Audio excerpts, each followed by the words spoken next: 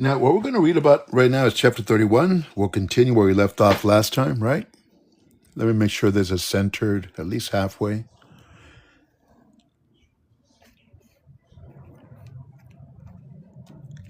There you go. Should be a little better. Not quite, though. Not quite.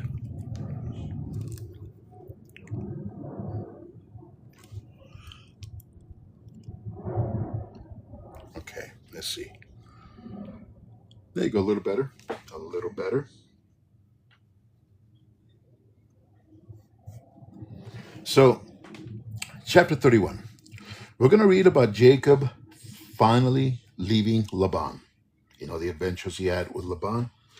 Jacob's relationship with Laban had actually deteriorated because Laban and his sons became jealous of Jacob's prosperity. When Laban's hostility grew, God told Jacob it was time to return to Canaan, the promised land, right? Now, just a little preview here. Jacob had become very wealthy because God had blessed him. Laban's sons did not see it that way. They grumbled that Jacob had taken from Laban.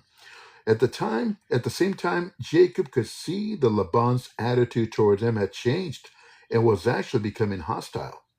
The Lord spoke to Jacob in his dilemma.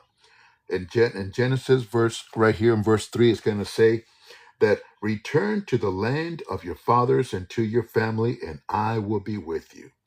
God had promised to bless and prosper Jacob. He fulfilled his promise. He also used circumstances to discipline Jacob and strengthen his character. Now, Jacob called Rachel and Leah to come from the fields to discuss the situation. He explained that though Laban's attitude toward him had changed, the God of his father Isaac had been with him. He reviewed his honorable conduct toward Laban, though Laban had cheated him by changing his wages 10 times. The tremendous increase in his flocks was because of God's intervention in the agreement between Laban and Jacob. He went on to say that the God who had met him at Bethel so many years before was calling him to return to the land he had come from. Now, you're going to see that Rachel and Leah supported Jacob, saying that they had no hope of inheritance from Laban. They felt Laban had reduced them to the status of foreign women. The wealth God had given Jacob was theirs and their children's. So what happened? Jacob loaded up the camels and left. Driving the animals in front of him, he was able to leave secretly while Laban was away shearing his sheep. Without Jacob's knowledge, Rachel stole her father's household gods and carried them away with her. Let's read a little bit of this. But Jacob soon learned that Laban's sons were grumbling about him. Jacob had robbed our father of everything, they said. He has gained all his wealth at our father's expense. And Jacob began to notice a change in Laban's attitude toward him. Then the Lord said to Jacob, return to the land of your father and grandfather and to your relatives there, and I will be with you. So Jacob called Rachel and Leah out to the field where he was watching his flock. He said to them, I have noticed that your father's attitude toward me has changed, but the God of my father has been with me. You know how hard I have worked for your father, but he has cheated me, changing my wages 10 times. But God has not allowed him to do me any harm. For if he said, the speckled animals will be your wages, the whole flock began to produce speckled young. And when he changed his mind and said, the striped animals will be your wages, then the whole flock produced striped young. So you can tell here that God was in control. This is what we covered yesterday. In this way, God has taken your father's animals and given them to me. One time during the mating season, I had a dream and saw that the male goats mating with the females were streaked, speckled, and spotted. Then in my dream, the angel of God said to me, Jacob. And I replied, yes, here I am. The angel said, look up, and you will see that only the streaked, speckled, and spotted males are mating with the females of your flock. For I have seen how Laban has treated you. I am the God who appeared to you at Bethel, the place where you anointed the pillar of stone and made your vow to me. Now get ready and leave this country and return to the land of your birth. Rachel and Leah responded, that's fine with us. We won't inherit any of our father's wealth anyways. He has reduced our rights to that of foreign women. And after he sold us, he wasted the money you paid him for us. All the wealth God has given you from our father legally belongs to us and our children. So go ahead, do whatever God has told you. So Jacob put his wives and children on camels, and he drove all his livestock in front of him. He packed all the belongings he had acquired at Padan Aram and set out for the land of Canaan, where his father Isaac lived. At the time they left, Laban was some distance away, shearing his sheep. Rachel stole her father's household idols and took them with her. Jacob outwitted them. Jacob outwitted Laban the Aramean, for they set out secretly and never told Laban that they were leaving. So Jacob took all his possessions with him and crossed the Euphrates River, heading for the hill country of Gilead. So Jacob and Laban are going to have a confrontation in a little bit. It's a confrontation that literally set a permanent boundary between Israel and Aram for the rest of time. Now, animosity grew with Laban's sons against Jacob because his flocks were multiplying faster than Laban's. They were they were jealous of God's blessing on Jacob. Now, this thing about stealing idols, then Rachel stole idols, right? Remember, Jacob outwitted Laban. The Hebrew word is watignob, and the Hebrew word for outwitted is waignob. It's just like a wordplay that the writer used right here. You know, it's just a wordplay. A lot of times in the Bible, it has that similar sounding Hebrew words. Again, Rachel stole idols. Hebrew is watignob, and Jacob outwitted Jacob. Hebrew word is wayignob. It's almost like when you write a song and you have the poem rhyming with each other. That's what it is. So it's just a wordplay. It's used a lot in the Bible. So now we're going to find out that Laban, pursues Jacob. So what happens here? 3 days later, Laban was told that Jacob had fled. So he gathered a group of his relatives and set out in hot pursuit. He caught up with Jacob 7 days later in the hill country of Gilead. But the previous night, God had appeared to Laban the Aramean in a dream and told him, I'm warning you, leave Jacob alone. Laban caught up with Jacob as he was camped in the hill country of Gilead, and he set up his camp not far from Jacob's. What do you mean by deceiving me like this? Laban demanded. He has the nerve, huh? How dare you drag my daughters away like prisoners of war? Why did you slip away secretly? Why did you deceive me? And why didn't you say you wanted to leave? He did, many times. I would have given you a farewell feast with singing and music accompanied by tambourines and harps. Why didn't you let me kiss my daughters and my grandchildren and tell them goodbye? You've acted very foolishly. I could destroy you, but the God of your father appeared to me last night and warned me, leave Jacob alone. I can understand your feeling that you must go and your intense longing for your father's home. But why have you stolen my gods? I rushed away because I was afraid, Jacob answered. I thought you would take your daughters from me by force. But as for your gods, see if you can find them, and let the person who has taken them pass away. And if you find anything else that belongs to you, identify it before all these relatives of ours, and I will give it back. But Jacob did not know that Rachel had stolen the household idols. Laban went first into Jacob's tent to search there, then into Leah's, and then the tents of the two servant wives, but he found nothing. Finally, he went into Rachel's tent, but Rachel had taken the household idols and hidden them in her camel's saddle, and now she was sitting on them. When Laban had thoroughly searched her tent without finding them, she said to her father, Please, sir, forgive me if I don't get up for you. I'm having my monthly period. So Laban continued his search, but he could not find the household idols. Then Jacob became very angry, and he challenged Laban. What's my crime? He demanded. What have I done wrong to make you chase after me as though I were a criminal? You have rummaged through everything I own. Now show me what you found that belongs to you. Set it out here in front of us, before our relatives, for all to see. Let them judge between us. For 20 years I've been with you, caring for your flocks. In all that time, your sheep and goats never miscarried. In all those years, I never used a single ram of yours for food. If any were attacked and destroyed by wild animals, I never showed you the carcass and asked you to reduce the count of your flock. No, I took the loss myself.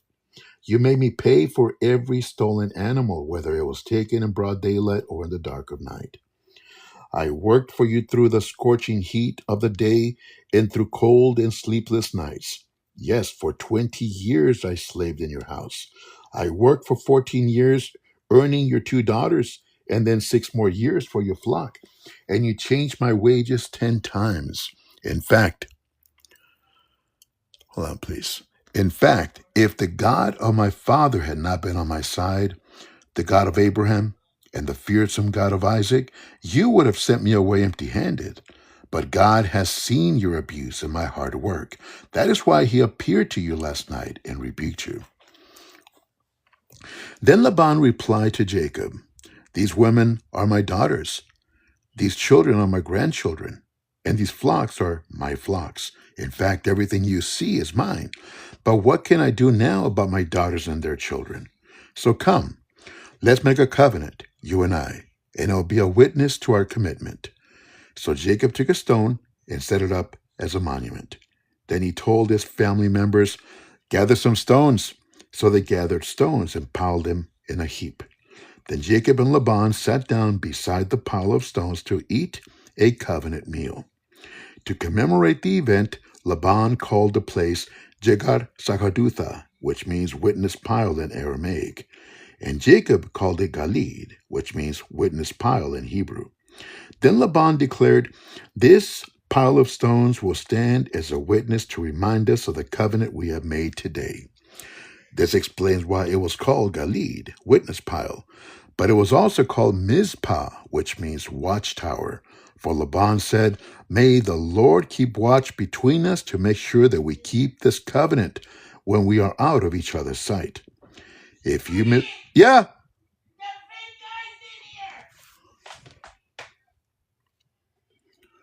Oh, the fake guy is here, huh? The fake guy is here. Created my fake account. Really? Why don't you get a life? Seriously, why don't you just get a life? Block him. God's watching. Amen. Get a life.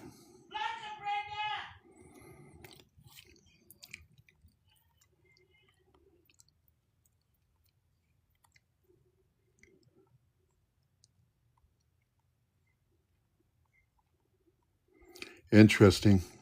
Somebody with no life.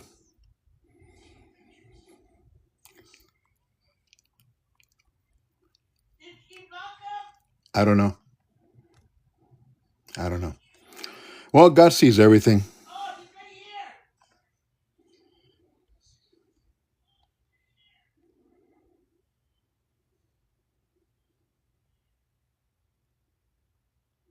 Thank you. Thank you. Thank you so much. Man, somebody with no life. Somebody with no life, literally. God sees everything, though. God sees everything. Man, somebody with no life. I really, truly feel sorry for that person. I truly feel sorry. I have no anger. I truly feel sorry. Why would somebody want to do harm to somebody? I don't understand. I really don't understand that. Maybe it's beyond my comprehension. Oh, well. Oh, well. Okay, so Jacob took an oath before the fearsome God of his father, Isaac, to respect the boundary line. Then Jacob offered a sacrifice to God there on the mountain and invited everyone to a covenant feast. After they had eaten, they spent the night on the mountain. Laban got up. Yes? Well, you guys are mods.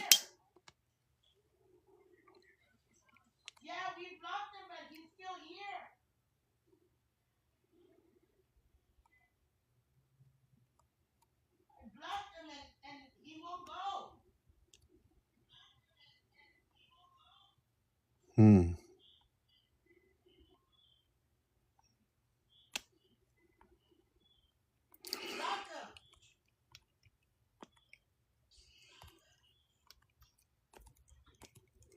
I can't block him.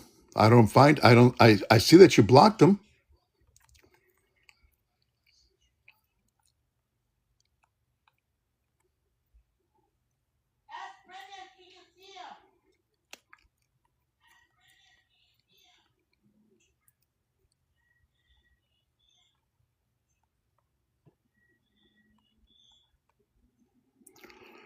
Yeah, David, brother David, what's going on is somebody is really bored with their life. They've created a fake account of me and try to follow some people that are here. That's probably what they're doing right now, trying to get you guys to follow him, thinking that it's me, but it's not me. What a, what a, yeah. I would say the word, but I'm not allowed to. I'm not going to let anger get to me. I truly feel sorry for, as the guys are pathetic. Or the girl. I have a feeling it's a girl anyways, but it's not important. Oh yeah, that's what I said, Tinker. So I mentioned earlier there's somebody here who is friends with that person. That's the why the guy still has a connection coming in here. I don't know who that person is. Somebody that's here, that's been with us for a while. I really, like I said earlier, I would rather have a millstone tied around my neck and be dropped in the middle of the ocean than whatever's going to happen to that person when he faces God. But you know what? You can report him, Brenda, she says. But I think he got blocked. I hope it's on. But let's continue. Let's continue. This is more important right now. Thank you guys, the mods, for doing what you guys did. I appreciate that. I appreciate that. Laban got up early the next morning and he kissed his grandchildren and his daughters and blessed them. Then he left and returned home. Chapter 32. Now, let me see my notes here about 31, because there's a couple of things here that we left out. Now, I want you to notice a few things that we read in chapter 31. Jacob used an oath that unwittingly put Rachel under a death sentence. When Jacob said, "May the person who stole your idols be cursed," right? Pass away early. And guess what? That's what happened to Rachel. She passed away sooner before she was supposed to. Laban never dreamed that a woman on her monthly period would desecrate his idols by sitting on them on her period. She probably wasn't on her period, but nevertheless, just a thought of that. Now, in verse 43 and 44 that we just read, Laban felt vulnerable, so he wanted to secure the borders. That's why he made that agreement with Jacob. And Watchtower, as we read in verse 49, God would watch over Jacob and Laban and keep them apart, for they could not trust each other. Now, we just read in 50 and 53, Laban, he's always been a sly dog, right? Laban added some stipulations to the treaty to cover up his own untrustworthiness and portray Jacob as the unethical one. All right, let's continue now with chapter 32. As Jacob started on his way again, angels of God came to meet him. When Jacob saw them, he exclaimed, "This is God's camp." So he named the place Manaheim. Now, Manaheim in Hebrew is two camps, means two camps. Jacob's company and the company of angels were together in one place. That's actually a beautiful thought if you think about that. Angels and Jacob's camp were in the same place. Let's continue. Then Jacob sent messengers ahead to his brother Esau, who was living in the region of Seir, in the land of Edom. He told them, "Give this message to my master Esau. Humble greetings from your servant Jacob. Until now, I've been living with Uncle Laban, and now I own cattle, donkeys, flocks of sheep and goats, and many servants, both men and women. I have sent these messengers to inform my lord of my coming, hoping that you will be friendly to me."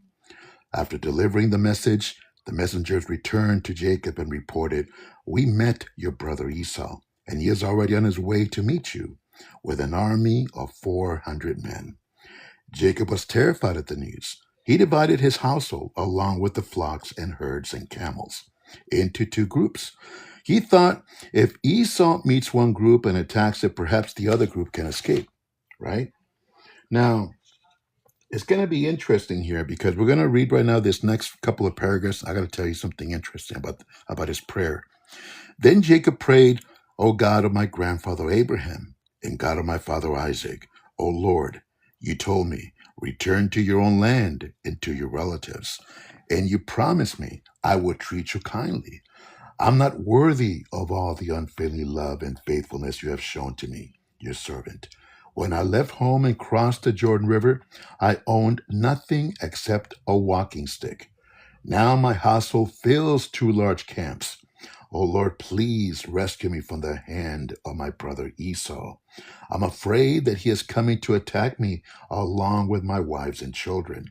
But you promised me, I will surely treat you kindly, and I will multiply your descendants until they become as numerous as the sands along the seashore, too many to count. Now, Jacob's prayer is a wonderful example of how to address God. 4 points that need to be made here. First of all, he based his appeal on God's will. I have to let that sink in. It's very important. He based his appeal on God's will. Many times people wonder why the Lord does not answer your prayers. Not so your, but the person's prayers. Because many times their life is full of sin, for one thing. And many times they could be totally distant from the Lord, and they suddenly get something wrong, something in their family that's wrong. Somebody's sick. They need to pass a test. They need to have a new apartment, a new job. So then they suddenly remember God all of a sudden. Oh, yeah, there's a God. Let me pray to him. You know what? I'm serious. We covered this before, that God has many reasons why he may not answer somebody's prayer. And God has many reasons why he does answer people's prayer. But you know what? The most important reason is in God's will. That's the thing. You may want a new job. You may want a new car. You may want to either separate from your spouse because, you guys yell at each other too much. But you know what? It's not your will. It's not your spouse's will. It's not your boss's will. It's God's will. We have to always address God's will. That's why the Lord prayed in the Garden of Gethsemane. Let it be your will, not mine. So that's the first thing. He based his appeal on God's will, what God wanted. Second thing, the correct attitude of genuine humility. That's what Jacob showed in this prayer. 3, total dependence on God. That's beautiful. Depend on God, not on worldly things. 4, he asked God to rescue him and protect him. Those are 4 very important things that we can learn when we pray to God. Let it be sure that it's God's will, whatever you're praying to him for. Ask him with an attitude of genuine humility. Also, have total dependence on God for what he has done and what he will do and what he is doing. And finally, ask God to rescue you and protect you as you're petitioning for whatever you need. Let's continue. I just wanted to let that, it's very, very important to understand these concepts here. Jacob stayed where he was for the night. Then he selected these gifts from his possessions to present to his brother Esau. 200 female goats, 20 male goats, 200 ewes, 20 rams, 30 female camels with their young, 40 cows, 10 bulls, 20 female donkeys, and 10 male donkeys. He divided these animals into herds and assigned each to different servants. Then he told his servants, go ahead of me with the animals, but keep some distance between the herds. 17, verse 17. He gave these instructions to the men leading the first group. When my brother Esau meets you, he will ask, whose servants are you? Where are you going? Who owns these animals? You must reply, they belong to your servant Jacob, but they are a gift for his master Esau. Look, he's coming right behind us. Jacob gave the same instructions to the second and the third herdsman, and to all who followed behind the herds. You must say the same thing to Esau when you meet him, and be sure to say, 'Look, your servant Jacob is right behind us.' Jacob thought, 'I would try to appease him by sending gifts ahead of me. When I see him in person, perhaps he'll be friendly to me.' So the gifts were sent on ahead, while Jacob himself spent the night in the camp." Jacob wrestles with God.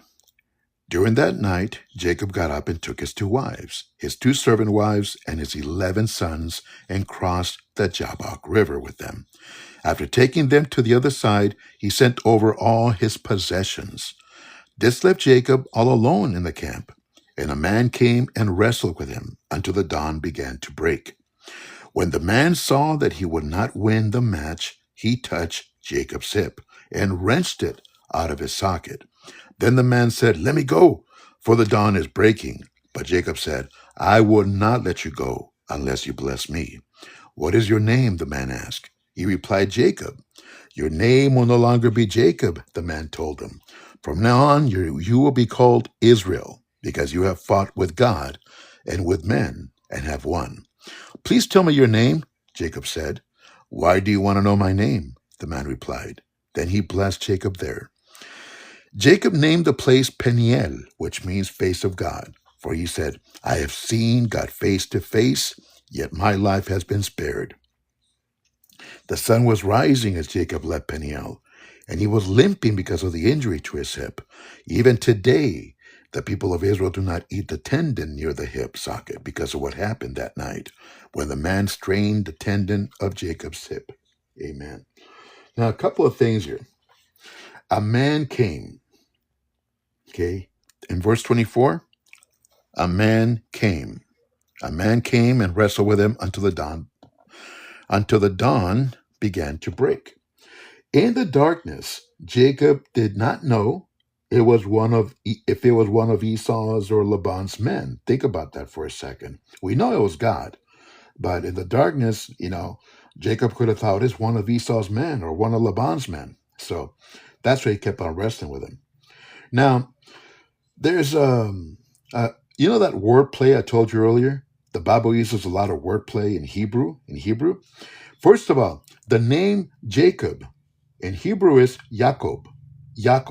Okay, Jacob. Yaaqob. Jacob. Now, you notice what river? Jabbok. Jabboq in Hebrew. A K in the Bible. And then wrestled is Way-ye-abuk. Way-ye-abuk. I can spell it for you. Wayyeabeq. So it's a wordplay where all 3 words sound like each other. Jacob, Jabbok, and wrestled. Jacob, Jabbok, and Wayabok. Yes, little facts that are good to know. Now, what is your name? Verse 27, over here. "What is your name?" the man asked. He replied, "Jacob." What is your name? God's question was more about Jacob's character, not his identity. I mean, God knows Jacob's name, right? And even knows Jacob's character, but he wanted for Jacob to understand. Jacob was known in interpretation as heel grabber or deceiver, but now Israel, God changed Jacob's name to Israel. Israel means God fights. God fights. And then limping, the thing about limping in verse 31, God injured Jacob to stop his proud self-sufficiency so he could trust in the Lord with greater faith. Sometimes you remember what God did to Paul, the thorn on his side, which people believe it was a partial blindness that Paul had in the New Testament. It was his thorn on the side, right? Sometimes the Lord will injure you to stop your proud self-sufficiency so you will be able to trust in the Lord with greater faith. Okay, let's continue a little further. Jacob and Esau make peace. Then Jacob looked up and saw Esau coming with his 400 men. Hold on a second, please. Yeah. With his 400 men. So he divided the children among Leah, Rachel, and his 2 servant wives. He put the servant wives and their children at the front, Leah and her children next, and finally Rachel and Joseph last. Why do you think he did this? Jacob cared very little about his birthright. Now he cares very little about old grudges. But now we find out here that he still showed favoritism. God had just renamed him, right? But Jacob was still, in the world. He showed favoritism that divides families. He lined up his family in order of their importance to him, which is, it is what it is. I'm sure we've done worse in our lives, right? But I just wanted you guys to notice that. Let's continue. Then Jacob went on ahead. As he approached his brother, he bowed to the ground 7 times before him. Then Esau ran to meet him and embraced him, threw his arms around his neck and kissed him, and they both wept. Then Esau looked at the women and children and asked, "Who are these people with you?" "These are the children God has graciously given to me, your servant," Jacob replied. Then the servant wives came forward with their children and bowed before him. Next came Leah with her children, and they bowed before him. Finally, Joseph and Rachel came forward and bowed before him. "And what were all these flocks and herds that I met as I came?" Esau asked. Jacob replied, "They are a gift, my lord, to ensure your friendship." "My brother, I have plenty," Esau answered. "Keep what you have for yourself." Now, you notice something here? Only Joseph is named, right? None of the other sons are named. No Reuben, no Ephraim, no Levi, none of them. Only Joseph is the only son that was named. Obviously, he was Jacob's favorite son and the recipient of the ultimate blessing. Let's continue. "My brother, I have plenty," Esau answered. "Keep what you have for yourself." But Jacob insisted, "No, if I have found favor with you, please accept this gift from me. And what a relief to see your friendly smile. It's like seeing the face of God. Please take this gift I have brought you, for God has been very gracious to me. I have more than enough." And because Jacob insisted, Esau finally accepted the gift. "Well," Esau said, "let's be going. I will lead the way." Here's Jacob again. But Jacob replied, "You can see, my lord, that some of the children are very young, and their flocks and herds have their young too. If they're driven too hard, even for one day, all the animals could pass away. Please, my lord, go ahead of your servant. We will follow slowly at a pace that is comfortable for the livestock and the children. I will meet you at Seir." Interesting, huh? Jacob's lie shows his old character once again, living by deception rather than faith. "All right," Esau said, "but at least let me assign some of my men to guide and protect you." Jacob responded, "That's not necessary. It's enough that you've received me warmly, my lord." So Esau turned around and started back to Seir that same day. Jacob, on the other hand, traveled on to Succoth, the opposite direction. There he built himself a house and made shelters for his livestock. That is why the place was named Succoth, which means shelters. Later, having traveled all the way from Padan Aram, Jacob arrived safely at the town of Shechem in the land of Canaan. There, he set up camp outside the town. Jacob bought the plot of land where he camped from the family of Hamor, the father of Shechem, for 100 pieces of silver. And there he built an altar and named it El Elohe Israel.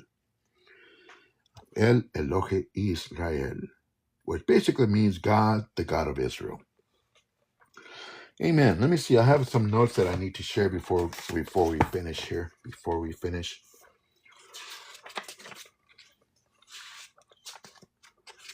Okay, let's see here. Now, what we read, right, as Jacob led his family toward home, he nervously prepared himself to meet his brother Esau, which we just read. In 20 years, Jacob had not heard from his family. I mean, what would he find? How should he plan to meet Esau? How could he protect his family if Esau was still seeking revenge? He tested the waters by sending advanced greetings to Esau, only to learn that his messengers that Esau was coming to meet him with an army of 400 men. In panic, Jacob divided his family and flocks and herds into two camps, hoping that if Esau attacked one group, the other would escape. Jacob prayed to God. Then he prepared to send a gift to Esau, a lavish gift of animals that would be valuable in his culture. Now that night, Jacob wrestled with an unseen man. We read that earlier. God in human form. In the encounter, Jacob's name was changed to Israel. Now, returning to the promised land was heartwarming, you would say, right? But it did not protect Jacob from disappointment and sorrow with his family. At Bethel, he built an altar to God and rid his family of foreign gods. God confirmed his covenant with Jacob. Rachel passed away, giving birth to Benjamin. We're going to read that. Isaac passed away. He was buried by Jacob and Esau. The section closes with Esau's genealogy for the next couple of chapters. Now let's read about Jacob preparing to meet Esau. Remember the last memory Jacob had of Esau?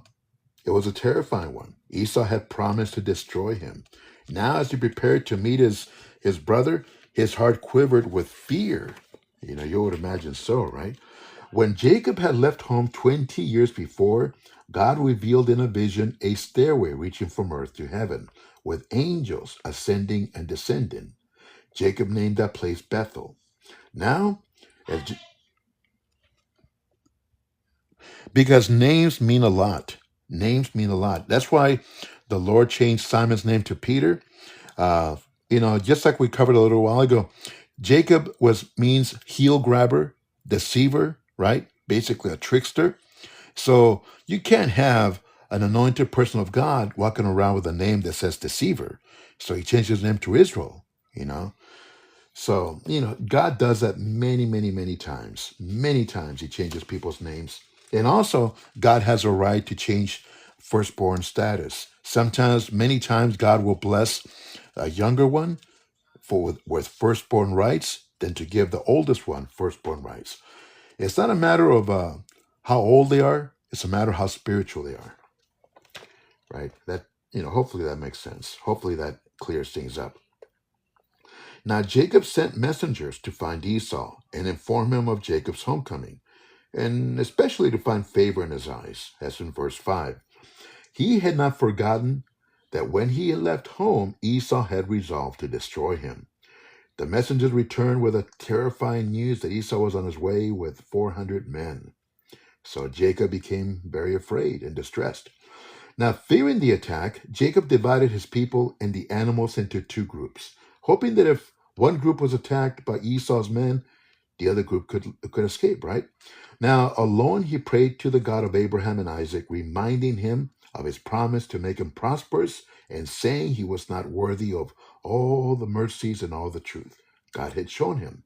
That's in verse 10. He asked God to keep him and all in his party safe from an attack of Esau. Now, in all, Jacob sent servants with carefully planned and lavish parade of gifts: 200 female goats, 20 male goats, 200 ewes, 20 rams, 30 female camels with their young, 40 cows, 10 bulls, 20 female donkeys, and 10 male donkeys. Jacob had been impressed by the appearance of angels as he embarked on his journey homeland, right? In chapter 32, verse 1. But the presence did not remove the fear that gripped his heart. God visited Jacob's tent and provided him a life-changing experience. Now, I want to mention about the man that wrestled Jacob. A couple of notes I have here. A man appeared and wrestled with Jacob in the darkness as dawn approached, and Jacob appeared to have the upper hand, right? The man dislocated Jacob's hip so that it was wrenched from its socket. Then the man told Jacob, "Let me go, for the day breaks." But Jacob replied that he would not do so unless the man blessed him. So at this point, I would imagine that Jacob knew at this point that it wasn't one of Laban's men or one of Esau's men. "What is your name?" the man asked. When Jacob replied, the man said, "Your name shall no longer be called Jacob, but Israel, for you have struggled with God and with men, and you prevailed. That's in verse 28. Jacob asked the man's name. As a reply, he responded by blessing Jacob. Jacob called the name of the place Peniel, for I have seen God face to face, and my life is preserved. That's in verse 30 of chapter 32. The man left, but as Jacob limped because of his hip, he had a constant reminder that he had wrestled with God. Now that's a beautiful thing. Now, as far as when we just read about Jacob and Esau meeting each other, Jacob looked in the distance and could see that Esau was approaching with his band of 400 men, right? He quickly lined up his family, placing Rachel and Joseph in the safest place at the rear. Leaving the group, he went forward to meet Esau, bowing down to the ground 7 times. 7, this number 7 is very, very important in the Bible. Esau disregarded the homage being paid him and ran to Jacob, embraced him, throwing his arms around Jacob's neck and kissing him. Both men started to weep. Understandable, right? Esau asked about the women and children that were standing a little way off. Jacob answered that they were the children whom God has graciously given your servant. Verse 5. He then introduced Esau to his wives and children. Esau then asked about the droves of animals that had been presented to him. Esau had become wealthy and influential by this time, you would imagine, but Jacob insisted that he accept the animals. He wanted to share with Esau some of the blessings God had given him. God's blessings did not mean to Esau what they did to Jacob. He probably didn't understand that Jacob was revealing his heart when he said, "If I have now found favor in your sight, then receive my present from my hand, inasmuch as I have seen your face, as though I have seen the face of God, and you were pleased with me." That's from the New King James Version, verse 10, last chapter. So Esau started out for his home in Mount Seir, right? Assuming that Jacob would be coming along behind him. But instead, Jacob went first to Succoth and then to Shechem, where he bought a piece of property and he pitched his tent. Then he set up an altar and called it El Elohe Israel, which means El is the God of Israel. So, interesting story.